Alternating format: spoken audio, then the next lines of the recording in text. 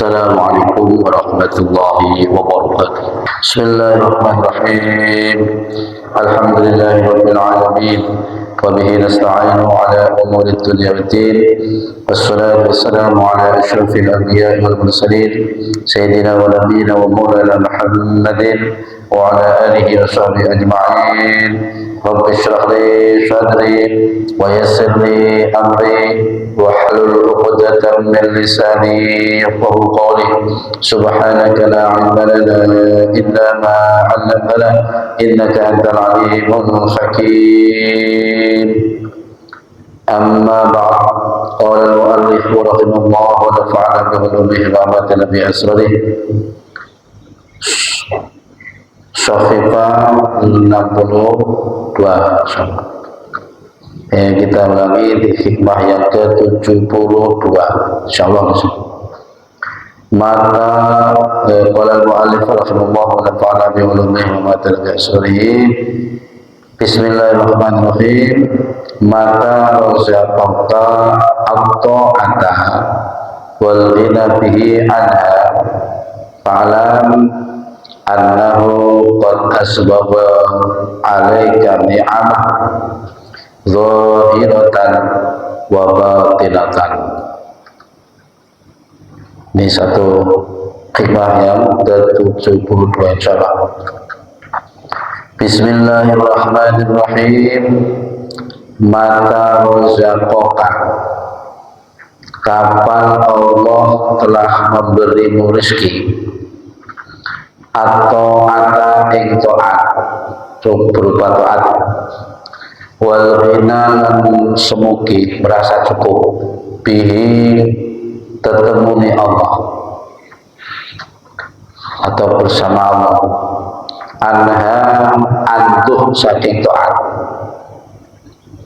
fa'lam mongko weruh sira yen annahu ing satemene Allah iku qad asbaba teman-teman wis nyempurnakake sapa Allah alaika ing atase sira ni'amahu ing pira-pira nikmate Allah zahiratan ing dalem zahire nuto nikmah zahiratan kan rupa zahir wa batinatan dan kan batin. Maksudnya begini, ai imtisal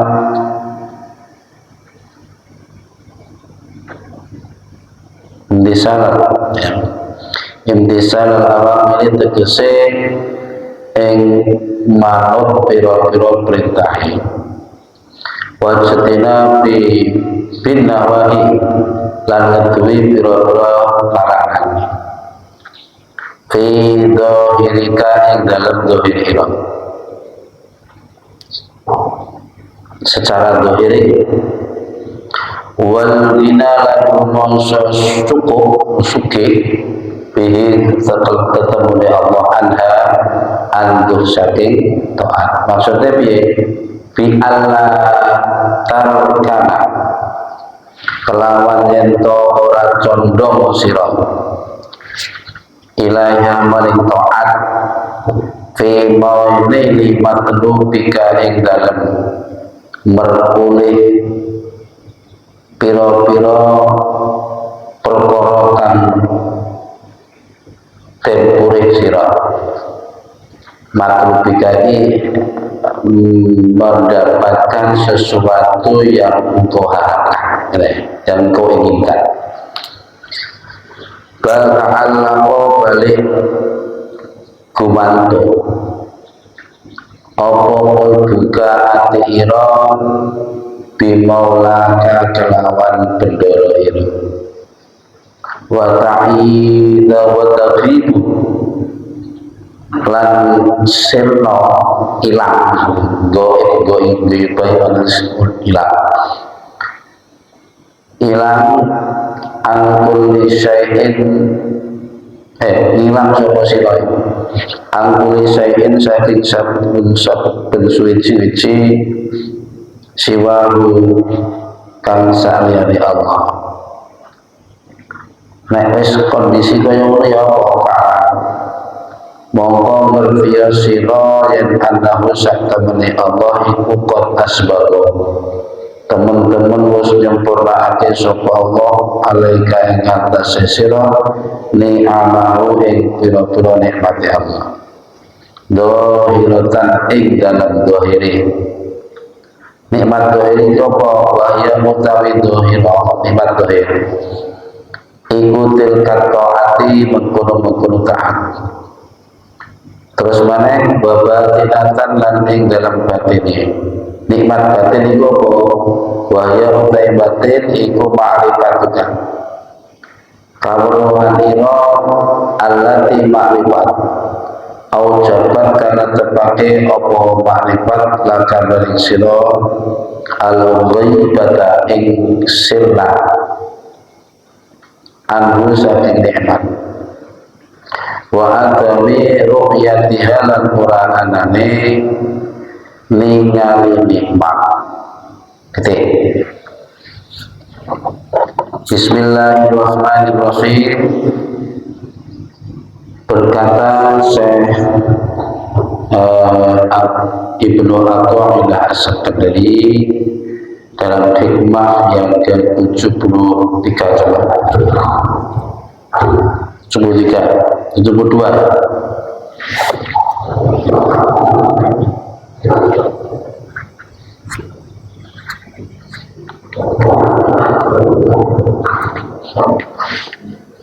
ketika Allah telah memberimu rezeki dalam bentuk ketaatan mampu melaksanakan perintah-perintah Allah mampu meninggalkan larangan-larangannya secara zahir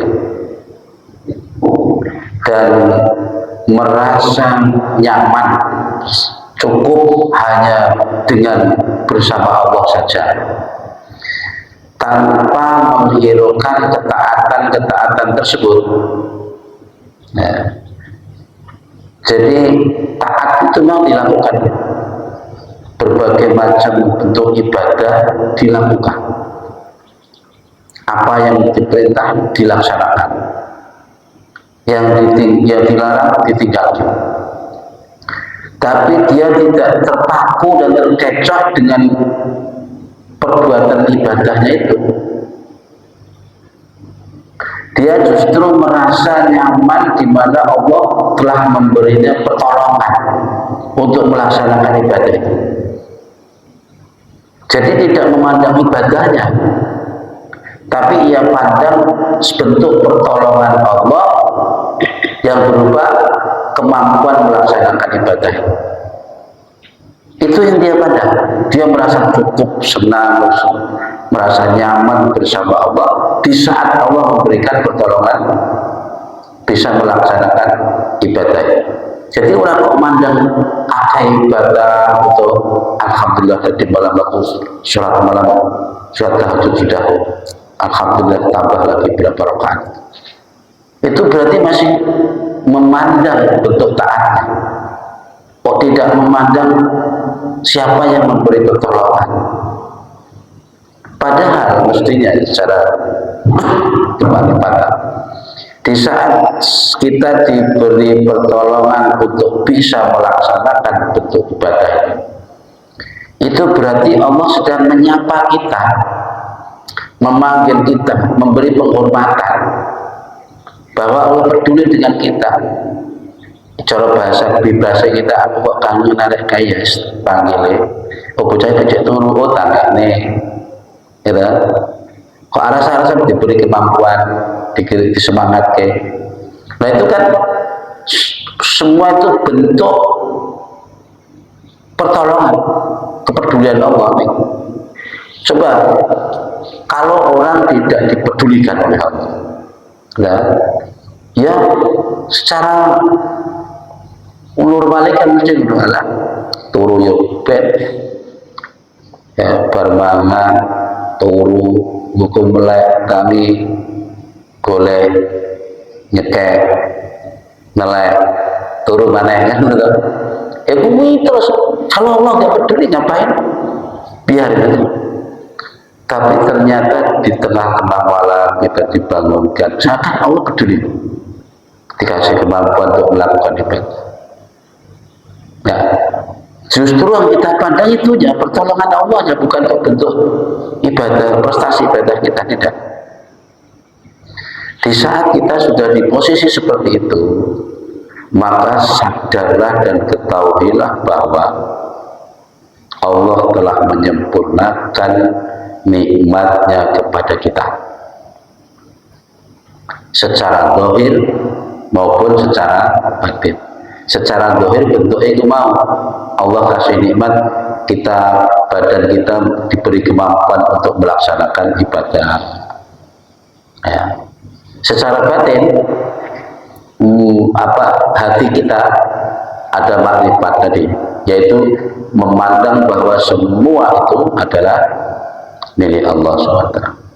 Ya itu cuma itu nek ora di pelajari, ora ditunjuk negara bahaya ini, kita kadang nggak tahu. Kita akan selalu dalam posisi di mana kita selalu hitung-hitung prestasi ibadah kita. Kalau aku mau mengamalkan ini, ganjarannya piro, itu oleh faedah piro, fadilah yopo, pasti begitu. Kita masih di posisi itu, sehingga ketika tidak tahu fadilahnya juga belum ngamalkan. Ketika kita nggak tahu pahalanya berapa, kita aja malas untuk melakukan.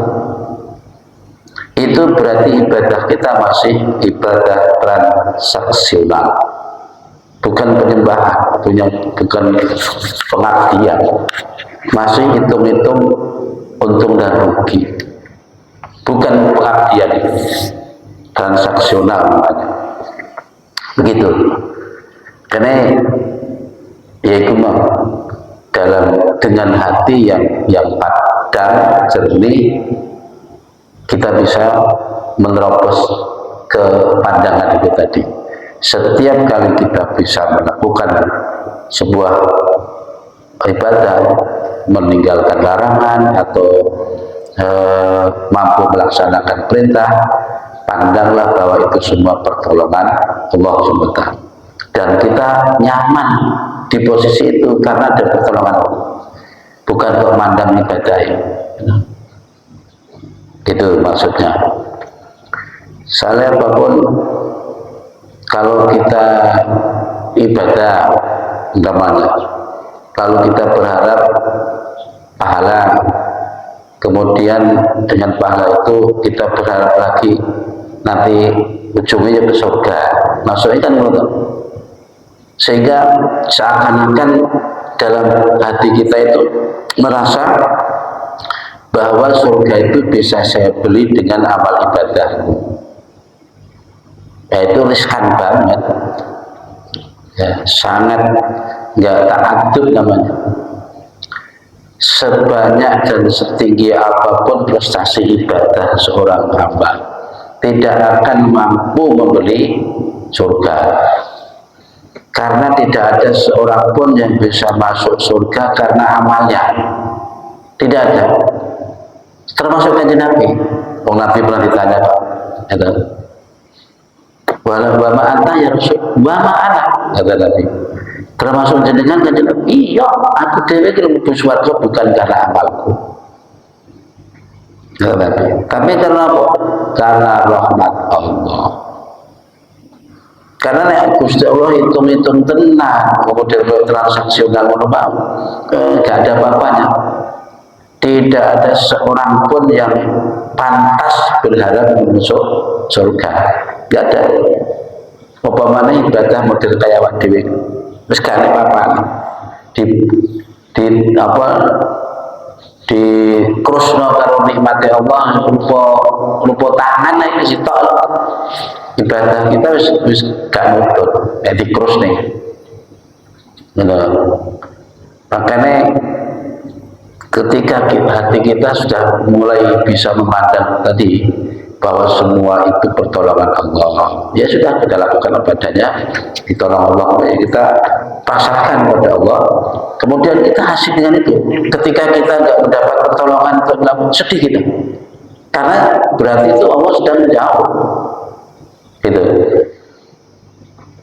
Kita merasa prihatin, merasa nggak enak, nggak nyaman dalam hati.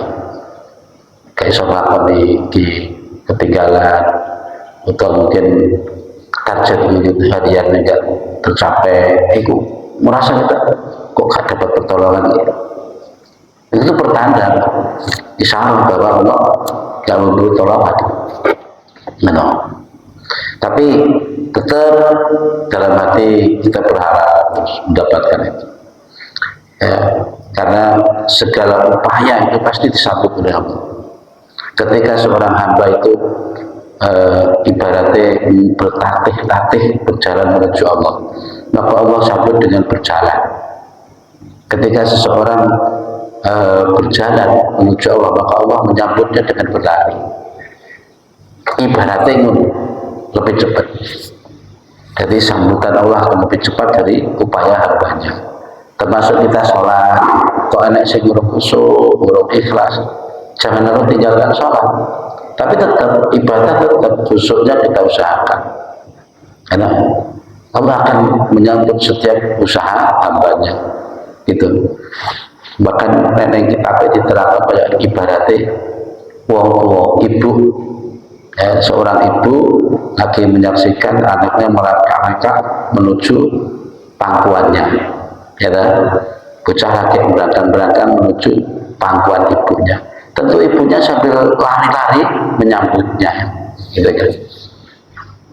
Seperti itu. Bismillahirrahmanirrahim. Jadi apabila seseorang bisa mendapatkan kenikmatan seperti itu, yakinlah bahwa Allah telah menyempurnakan nikmatnya kepada kita. Sempurna, maksudnya sempurna nikmatnya ya dohir, gerakan dohir kita sesuai dengan perintah Allah, setiap perilaku selalu dipertimbangkan dengan hukum syariatnya, ini boleh atau tidak, nek gak olah ya ditinggal, nek oleh dilakoni, ngomong pokoknya setiap gerakan dohir itu selalu ada ditimbang oleh peraturan. Batin, sing rupa batin juga begitu, merasa selalu bahwa itu pertolongan Allah. Semua nah. Itu titik sampai di situ. Jadi wa batinah wa ya ma'rifatuka au jabat lakal ghibah anha wa atamil yatiha. Jadi kemakrifatanmu adalah di mana engkau merasa ghibah, maksudnya lenyap, tidak ada apa-apanya tentang ketaatan tadi, gitu loh ya. Dan tidak pernah memandangnya. Orang kok dihitung-hitung nikmatnya ibadah. Jadi seseorang yang termasuk wong beruntung itu selalu mengingat dosa. Nek nglakoni kesalahan sithik dileng-eling, sehingga dia rajin mengistighfar. Tapi ketika melakukan kebaikan dilupakan, gak dileng-eling belas. Sebesokmu berapa kali kebaikan yang dilakukan, dia gak ingat-ingat sama sekali, bahkan gak merasa, sehingga kayak cek kurangnya melakukan kebaikan terus. Itu pertanda orang beruntung. Jadi di saat kita melakukan kebaikan harus dipandang, mas. Anggapan sesuatu yang seniman, jadi itu. Tapi semua itu tetap dicatat dalam Gusti Allah. Jadi setelah itu kemudian kita pasrahkan aja kepada dalam posisi seperti itu. Sebagaimana ketika kita sholat, mengerjakan sholat, itu hendaknya dimulai dari minallah, billah, lillah, ilallah. Ini minallah, billah, lillah, ilallah. Sing minallah itu artinya setiap yang kita lakukan, yakinlah bahwa itu pertolongan dari Allah. Kemampuan untuk melaksanakan ibadah atau kemampuan untuk terhindar dari dosa, dari perbuatan maksiat, itu semua karena pertolongan Allah. Sebagaimana kalimat la haula wala quwata illa billah. Gitu. Pertama itu. Kemudian yang kedua, billah. Billah itu artinya kita bisa melakukan itu ya benar-benar bersama Allah. Ya benar pertolongan Allah, tapi merasa bersama. Jadi apapun yang kita lakukan itu sudah rencana sama. Gitu lah. Ma asobakan musibatin faminallah, apapun yang kita lakukan baik dalam bentuk kebaikan atau kejelekan, musibah itu kejelekan, semua dari Allah. Ya. Terus lillah itu karena Allah, bagi Allah. Jadi apa yang kita lakukan semata-mata mencari ridho Allah, jangan mencari lain atau transaksional. Mulai dari minallah, yakin bahwa semua pertolongan dari Allah, kemudian kita lakukan pasrah kepada Allah bahwa yang kita lakukan itu memang sudah skenario dari sana, bukan rekayasa kita. Kemudian kita dasari pula lillah karena Allah, bukan karena sesuatu yang lain. Terus ilallah ya sudah dalam posisi seperti itu, pasrah nih Allah, pasrah, hanya pasrah pada Allah, diserahkan kepada. Nah, baru kita mendapatkan nikmat yang sempurna. Baik, kita lanjutkan. Ini untuk hikmahnya ke 72 ya, pendek ini. Kemudian hikmah yang ke-73. Bismillahirrahmanirrahim.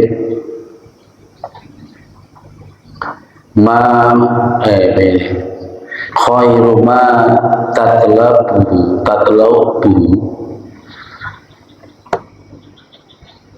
minhu ma huwa talibuhu minka.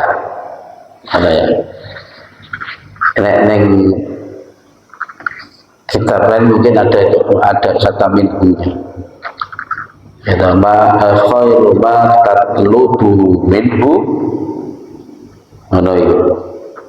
huwa ma talibuhu minka. Pendek-pendek. Khairu ma utawi luwih bagus-baguse barang tatlubu kang nuprih sapa sira, nuntut sapa sira ing ma ayaminhu saking Allah. Iku ma barang huwa kang utawi Allah iku talibuhu dat yang nuntut ingma mingka saking sirah. Ini belum ya. Jadi ini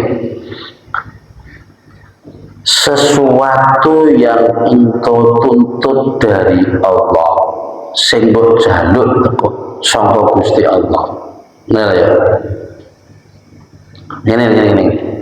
Sebaik-baik sesuatu yang engkau pinta dari Allah adalah sesuatu yang dituntut Allah darimu.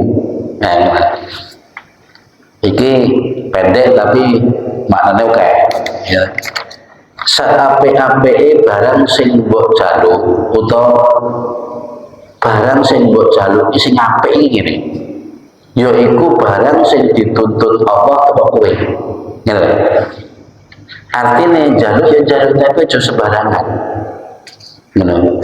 Jaluk barang sing memang dituntut Allah untuk dari kita. Ngene, kalau gampangane. Iku apik-apik barang sing kita minta dari Allah. Allah memang menuntut kita ya, memberikan leluasa pada hambanya. Ud'uuni astajib lakum. Iku, silahkan kau meminta kepadaku, niscaya aku sebadane akan aku kabulkan. Memang begitu. Tapi ya itu tadi, sebaik-baik yang sesuatu yang kita minta dari Allah adalah sesuatu yang dituntut Allah dari kita. Dan memangnya apa yang dituntut Allah dari kita? Nah, makanya itu perlu kita ketahui supaya itu yang kita minta, benar ya? Ay khairu ma tas'aluhu minallahi ta'ala huwa ma amarallahu wa rasuluhu bisu'ali. Artinya sesuatu yang paling baik yang hendak kau mintakan dari Allah adalah sesuatu yang Allah perintahkan kepadamu dan Rasulnya untuk dimintakan kepada Allah. Benar. Kira-kira apa sih diperintah kita untuk meminta pada Allah? Nah, di sini digambarkan ini ya, minal istiqomati, nyatane saking istiqomah ala sabil ubudiyati ing atase dalan ubudiyah lahu maring Allah. Ubudiyah iki persembahan nyembah pengiran. Jadi sing dijaluki sing justru istiqomah iki ngene lho. Ya, ini kita perintah harus dakwah dan permintaan berupa istiqomah inilah yang terbaik. Istiqomah dalam beribadah, istiqomah dalam iman, dalam Islam, istiqomah dalam wiridannya. Karena nilai istiqomah itu lebih mulia, lebih tinggi daripada karomah. Benar. Betapa para wali-wali kekasih Allah itu justru minta istiqomah, padahal wali itu dari karomah. Benar. Jadi al-istiqomatu khairun min al-fikaromah. Satu istiqomah itu melebihi daripada lebih baik daripada 1000 karomah. Nah, istiqomah ya apa?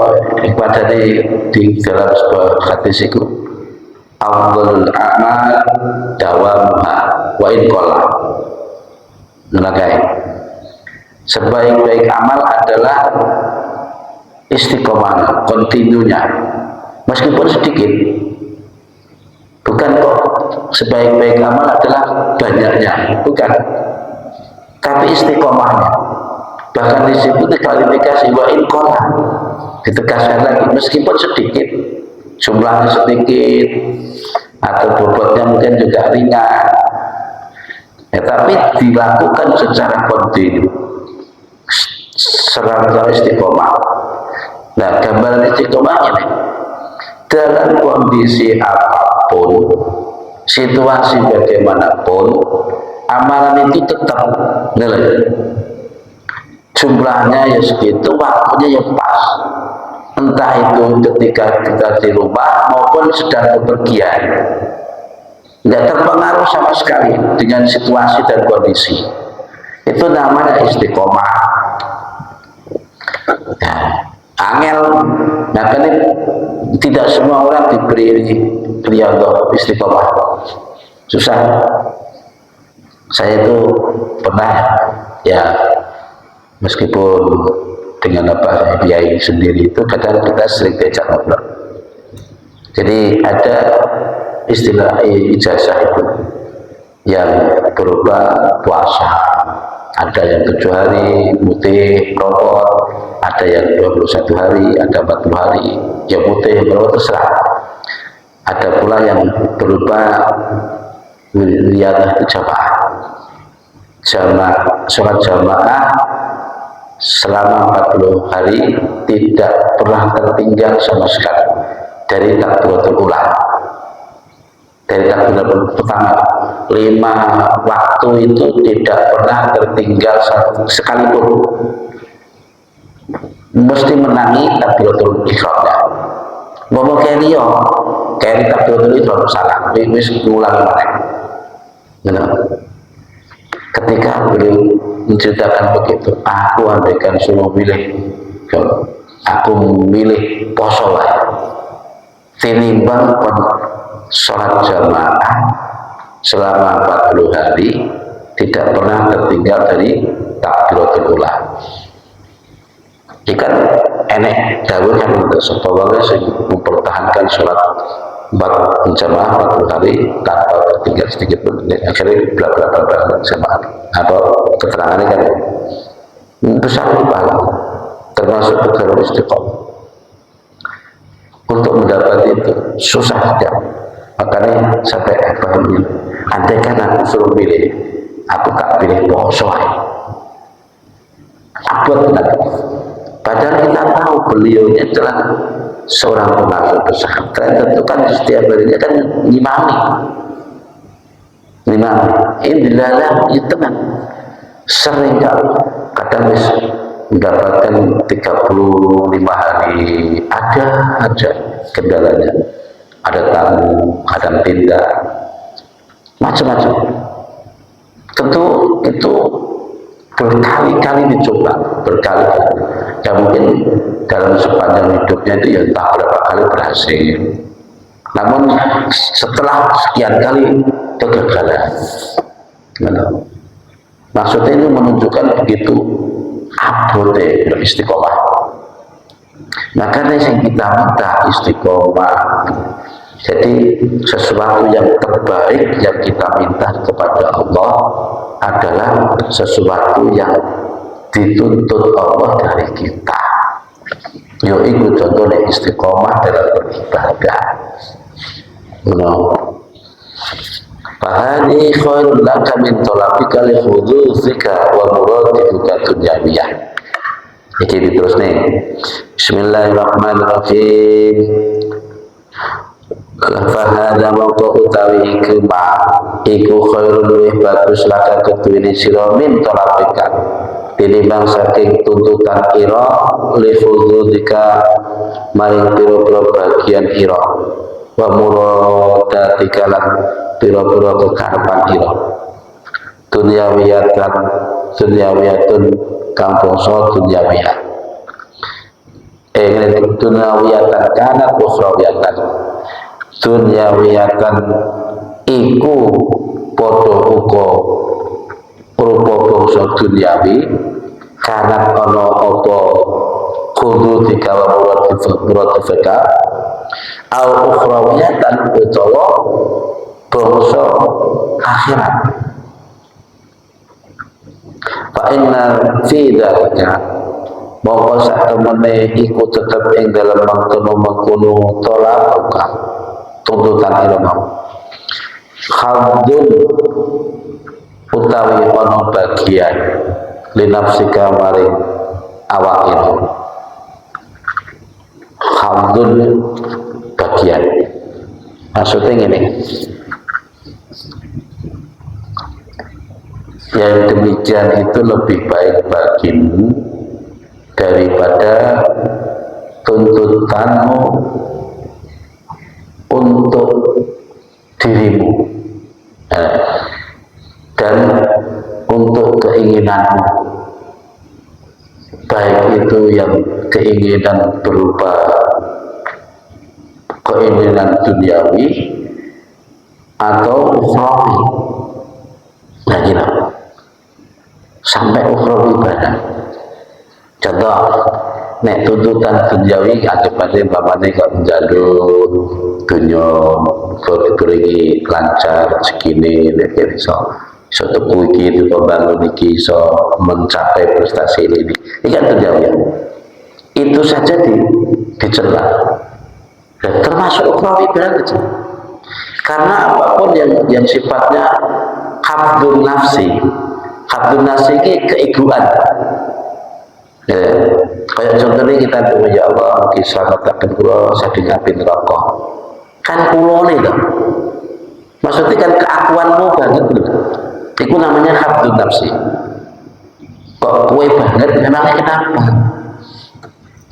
Oke panjenengan betapkan kula teng swarga. Lho kula mana? Lah kekulone iki jenenge habdun nafsi. Emangnya ada apa denganmu, dengan dirimu? Itu jenenge habdun nafsi. Jadi habdun nafsi itu sing mestine ditindakkan. Entah itu keperluan duniawi maupun ukhrawi, yaitu ukhrawi contohnya kan sahabat-sahabat neraka mau ke swarga dari ujungnya kan kok kowe banget sih urusannya kayak dunia ini urusannya mau ketukian tok kamu tok itu namanya habdun nafsi. Dan yang demikian itu dihindari kalau bisa. Yang penting ini apa yang kita lakukan fokus ini Gusti Allah cara pengennya namanya Gusti Allah meskipun itu nggak mungkin nggak kelas kita nggak kelas kita tapi selalu bersama fokusnya bahkan kalau dalam posisi seperti ini nggak peduli kok terserah Gusti mati dan akhirat masya dan neraka dan swarga mboten urusan kula niku. Nah, memang dipikir ya itu. Saiki lho, kalau kita meyakini bahwa semua milik Allah, semua juga akan kembali kepada Allah. Milik Allah kabeh. Ada apa denganmu? Andaikan itu dimasukin neraka, apa sih urusan? Wong nggon-nggon dhewe. Kan yang menurut andaikan dimasukin surga ya terserah yo nggon-nggon dhewe. Kan menurut. Terus kok ribet kenapa? Gara-gara mesti posisi kita itu mesti di situ rasa yang kita dapat di saat ngaji mesti ngono. Jadi nek cek beti neraka cek pingin swarga ini kan tendensius tapi awak dhewe ora dadi wong sok-sokan.